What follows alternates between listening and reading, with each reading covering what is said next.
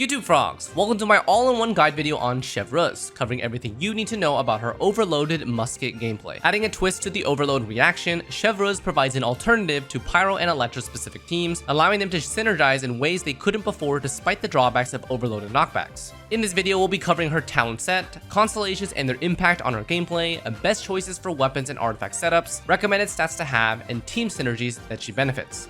Let's begin.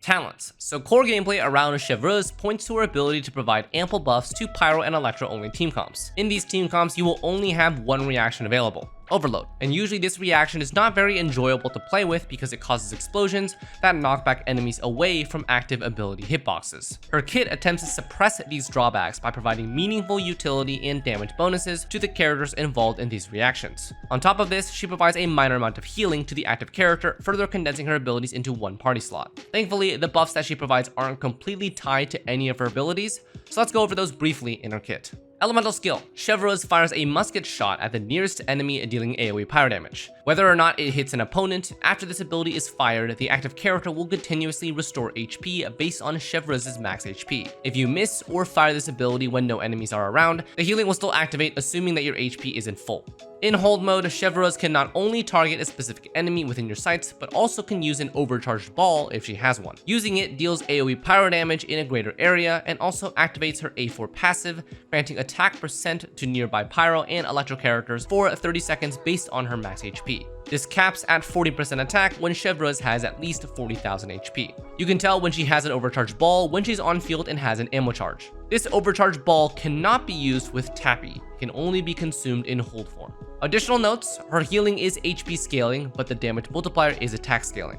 Active healing duration lasts for 12 seconds, with the cooldown being 15 seconds. Her elemental skill contains her Arco alignment, which is Usia, with the Surging Blade having a cooldown of 10 seconds.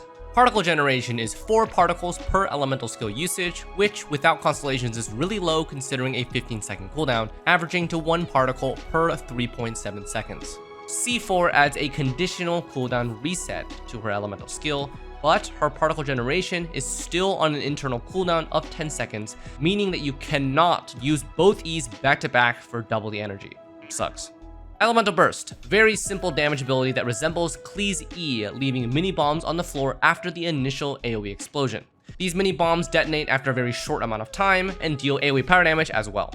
This is an attack scaling ability with the primary purpose to apply Pyro in a decently large area or to proc Overload in that same area.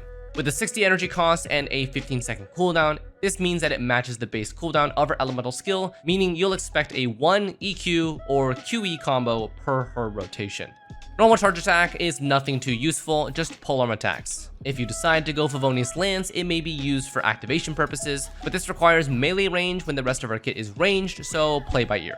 Finally, the most important part of her kit, A1 passive.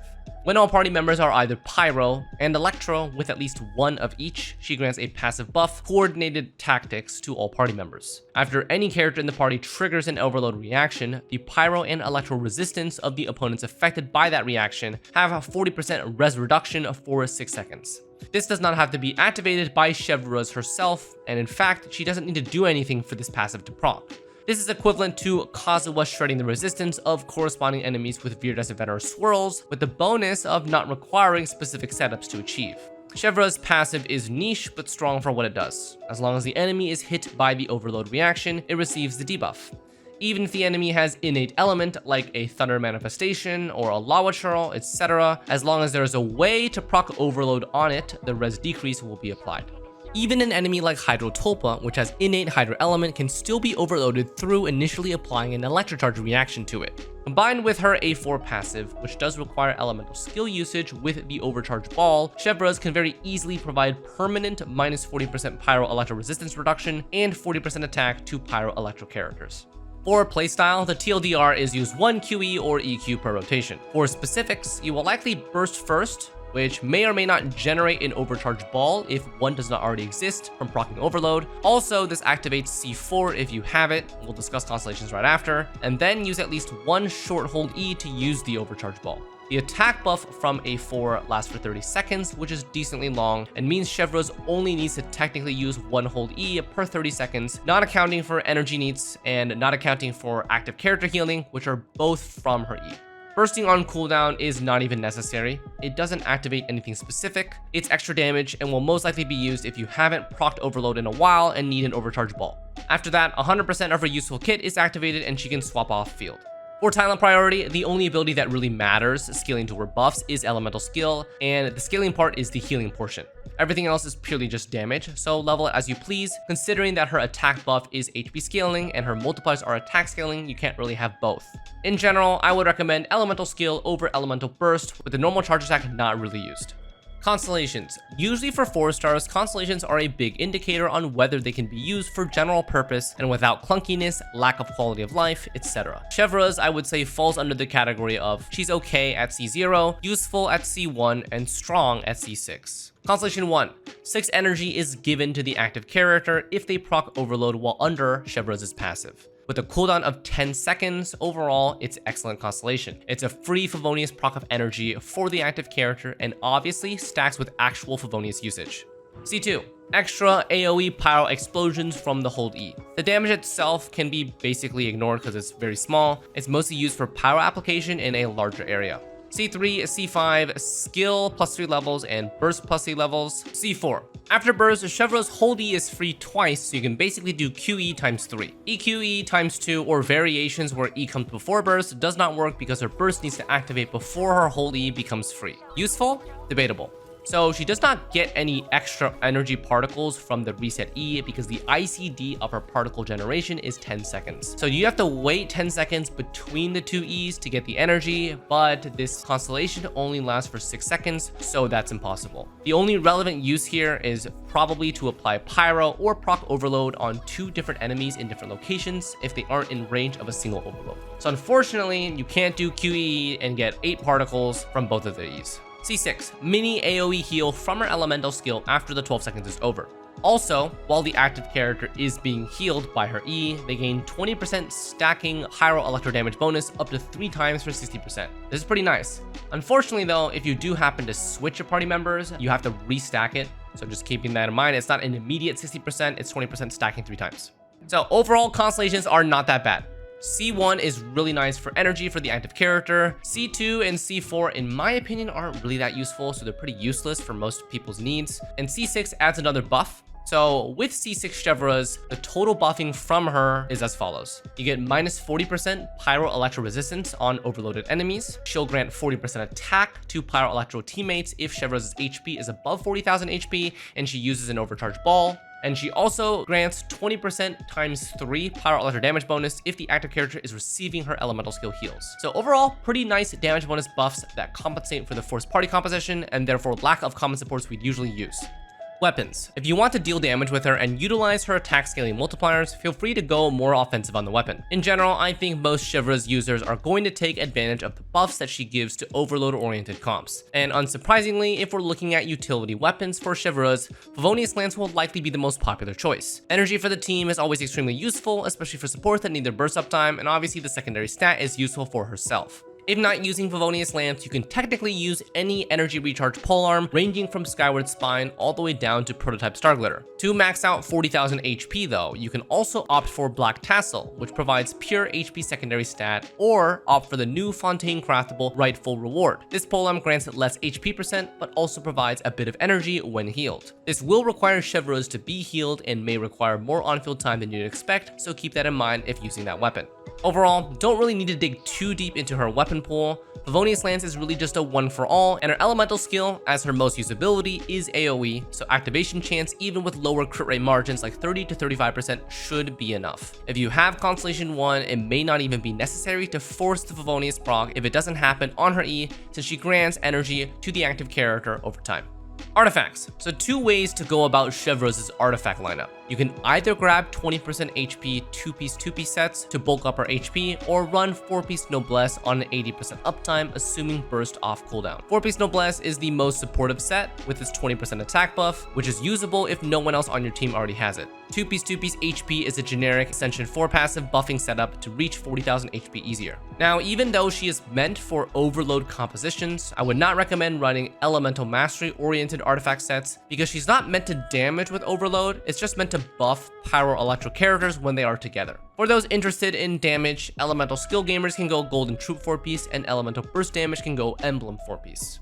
Main stats. So 2 choices again depends on attack scaling or HP scaling. If you're running attack scaling for damage, expect to go attack, a pyro crit, nothing special. And for HP scaling, for the A4 passive and elemental skill healing, default triple HP main stat. The timepiece, you can alternate with energy recharge if you need it. For the mask, you can alternate with healing bonus if you want to increase your active character healing, or you can run crit rate main stat if you want more consistent Favonius procs and you're lacking from substats. On the topic of substats, aim for the usual: energy and crit rate if you're support, crit rate, crit damage attack if you're DPS. Recommended stats. So this is for supportive HP scaling Chevreuse. If you're an attack scaler, you know what you need. I don't need to show it to you. Minimum expectations, level 80 out of 80 with 161 talent levels. It's recommended to have C6 just for your own sanity because that's when she becomes decently useful. At level 80, hitting 40,000 HP will require triple HP main stat. Just a forewarning, her base HP at level 80 is not high enough to be more flexible. At level 90, main stat can be more flexible to hit 40k because her base HP goes up. Only 3 stats really matter when it comes to supportive Chevreuse. HP, again, aim for 40,000. Crit rate, aim for 30% plus for Favonius. The higher the better. You can honestly go as high as like 70-80% if you have the stats. Recharge, 160% plus, given that she's 60 energy cost. Higher the better again, unless you don't care to burst all the time. That's pretty much it to use her effectively. Team comps. So I think there's one really important thing to note about Chevreuse comps that needs to be the baseline before we consider how to play with her. Overload compositions are really inefficient against smaller, easily staggered enemies. So against waves of multiple smaller hitbox enemies, let's not put Chevreuse there, unless you can just one-shot the enemies and then her kit doesn't matter anyways. Against larger boss enemies with unstaggerable hitboxes, Chevreuse is a lot nicer to use because the drawback of knockback is no longer an issue, and you can gain the full value from overload resistant shreds and all the rest of the buffs that Chevreuse provides. So on that note, where does Chevreuse fit in? So the most common archetype are going to be Pyro or Electro hypercarries that already have compositions that are primarily Pyro Electro to begin with and would usually have an Anemo support like Kazuha. Chevreuse is very much designed to provide the same benefits that an Anemo character would, but easier to execute, potentially slightly stronger, but more niche. This makes sense from a design standpoint to have a character that has a balance of buffs and flaws, but works really well in specific situations at the cost of being basically useless everywhere else. The current limited rerun banners at the time of posting are Yoimiya and Raiden. Both of these characters synergize quite well with the design of Chevreuse as long as you're okay breaking their usual team comp. Yoimiya team comps can operate around a triple pyro, single electro, or duo type comp with off-field DPS like Yaimiko, Fischl, or Beidou. Since Yoimiya is a ranged hyper carry, we'd optimally like to avoid close combat characters like Raiden or Xiangling to maintain our range from afar.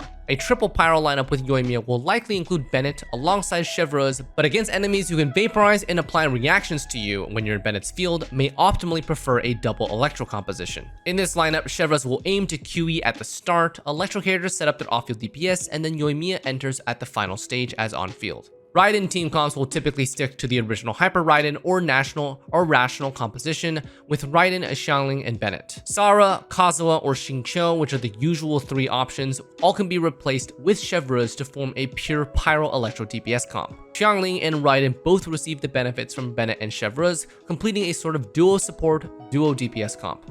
I personally found this composition to be the most impressive when it comes to utilizing the benefits of Chevreuse, and it also felt really easy to play as long as Xiangling's energy was sufficient. In a test of fully buffing Raiden with Sara, Bennett, and Chevreuse, I found that C0 Chevreuse compared to a 1000 Elemental Mastery Kazuha was equivalent damage. This meant the buff gain from C0 Chevy equaled the damage bonus gain from Kazuha's Swirl, which turned out to be 40% attack from her A4 passive versus 40% damage bonus from Kazuha. The Red Shred is equivalent from both.